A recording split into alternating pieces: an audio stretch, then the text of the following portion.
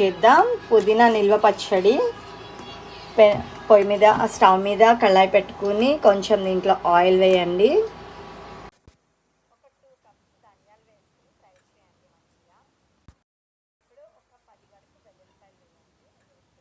Fry చేయండి వీటిని కూడా. వేసుకోండి.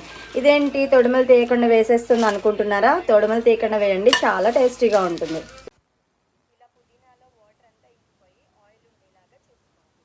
దీంట్లో కొంచెం జీలకర్ర అండ్ సాల్ట్ వేసి ఫస్ట్ దీన్ని మిక్సీ పట్టేద్దాం.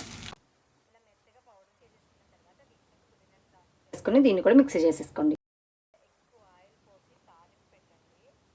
టేస్ట్ మాత్రం అద్దరిపోతుంది. వావ్.